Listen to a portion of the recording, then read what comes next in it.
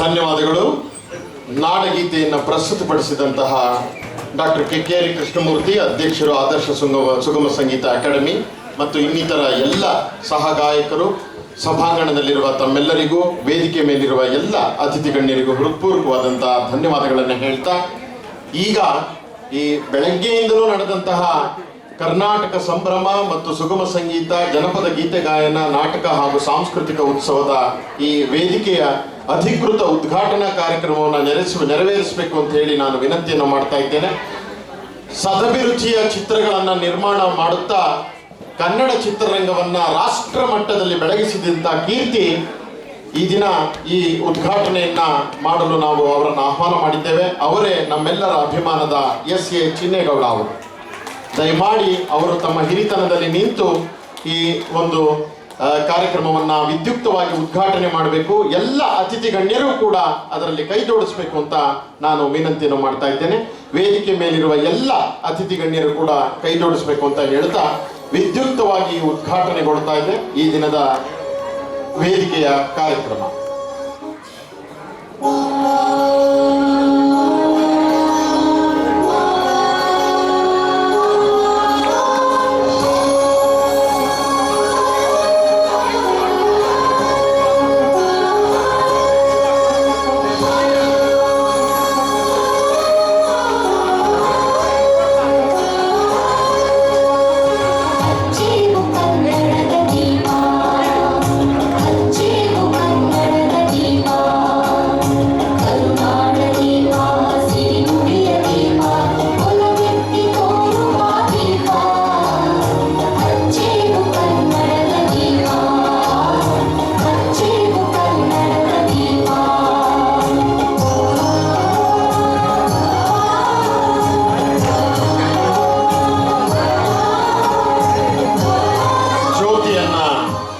ಬೆಳಗಿಸಿದಂತಹ ಎಲ್ಲ ಅತಿಥಿಮಾನ್ಯರಿಗೂ ಹೃತ್ಪೂರ್ವಕವಾದಂತಹ ಧನ್ಯವಾದಗಳನ್ನು ಹೇಳ್ತಾ, ಜ್ಯೋತಿ ಬೆಳಗಿಸುವಿಕೆ ಅಂತ ಹೇಳಿದ್ರೆ ಕೇವಲ ಅದೊಂದು ಶಿಷ್ಟಾಚಾರದ ಸಂಪ್ರದಾಯವಷ್ಟೇ ಅಲ್ಲ, ಸಮಾಜವನ್ನ ಅಂಧಕಾರದಿಂದ ಅರಿವಿನೆಡೆಗೆ ಕೊಂಡೊಯ್ಯುವಂತಹ ಸಾಧನ. ಆ ಕಾರಣಕ್ಕಾಗಿ ಜ್ಯೋತಿ ಬೆಳಗುವ ಮೂಲಕ ನಿರಂತರವಾಗಿ ಕಲಾ ಪ್ರತಿಭೆ ಮುಂದುವರಿತಿರಲಿ ಎನ್ನುವ ಸದಾಶಯದೊಂದಿಗೆ ನಾವು ಈ ದಿನ ಉದ್ಘಾಟನೆಯನ್ನು ನೆರವೇರಿಸಿದ್ದೇವೆ. ಸರ್,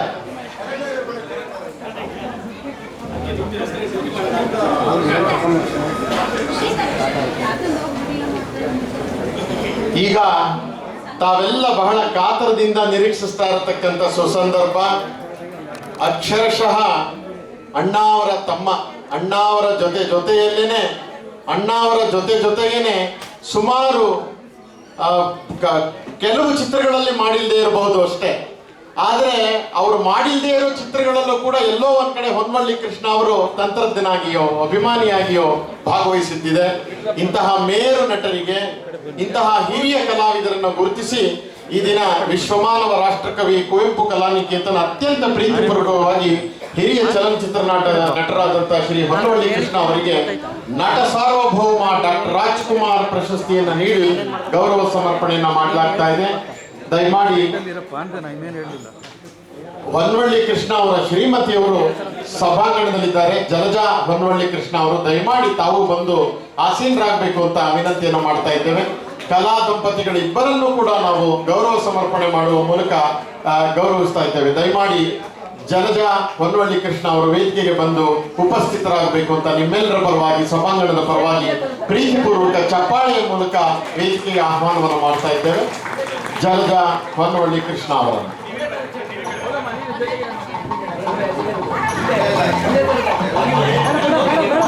ಹೊನ್ನವಳ್ಳಿ ಕೃಷ್ಣ ಅವರ ನೂರಾರು ಪಾತ್ರಗಳನ್ನು ನಾವು ನೋಡಿದ್ದೇವೆ.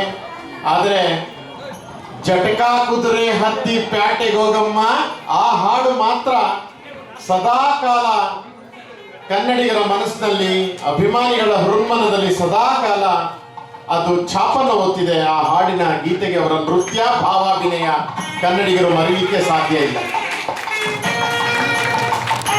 ನಟ ಸಾರ್ವಭೌಮ ಡಾಕ್ಟರ್ ರಾಜ್ಕುಮಾರ್ ಪ್ರಶಸ್ತಿಯನ್ನು ಈ ದಿನ ನಮ್ಮ ಎಲ್ಲ ಅತಿಥಿ ಗಣ್ಯರು, ನಾಡೋಜ ಡಾಕ್ಟರ್ ಉಡೇಪಿ ಕೃಷ್ಣ ಅವರು ಪ್ರಶಸ್ತಿ ಪ್ರದಾನ ಕಾರ್ಯಕ್ರಮವನ್ನು ನೆರವೇರಿಸ್ತಾ ಇದ್ದಾರೆ. ಮಾಲಾರ್ಪಣೆ ಮತ್ತು ಫಲಕವನ್ನು ನೀಡುವ ಮೂಲಕ ನಮ್ಮ ಕರ್ನಾಟಕದ ಹಿರಿಮೆ ಮೈಸೂರು ಪೇಟವನ್ನು ತೊಡಿಸುವ ಮೂಲಕ ಶ್ರೀಯುತರಿಗೆ ಗೌರವ ಸಮರ್ಪಣೆಯನ್ನು ಮಾಡ್ತಾ ಇದ್ದಾರೆ.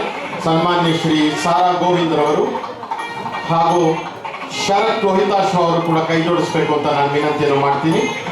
ನಮ್ಮ ಎಲ್ಲ ಆಹ್ವಾನಿತ ಅತಿಥಿ ಗಣ್ಯರು ಬಹಳ ಪ್ರೀತಿಯಿಂದ ಈ ಒಂದು ಗೌರವ ಸಮರ್ಪಣೆ ನಟ ಸಾರ್ವಭೌಮ ಡಾಕ್ಟರ್ ರಾಜ್ಕುಮಾರ್ ಪ್ರಶಸ್ತಿಯನ್ನ ಹಿರಿಯ ಚಲನಚಿತ್ರ ನಟರಾದಂತಹ ಹೊನ್ನವಳ್ಳಿ ಕೃಷ್ಣ ಅವರಿಗೆ ಕೊಡಮಾಡುವ ಮೂಲಕ ಗೌರವ ಸಮರ್ಪಣೆಯನ್ನು ಮಾಡಲಾಗ್ತಾ ಇದೆ. ಬಂಧುಗಳು, ಬನ್ನಿ ಜೋರು ಚಪ್ಪಾಳೆಯ ಮೂಲಕ ಕಲಾ ದಂಪತಿಗಳಿಗೆ ಅಭಿನಂದನೆಯನ್ನು ಸಲ್ಲಿಸೋಣ.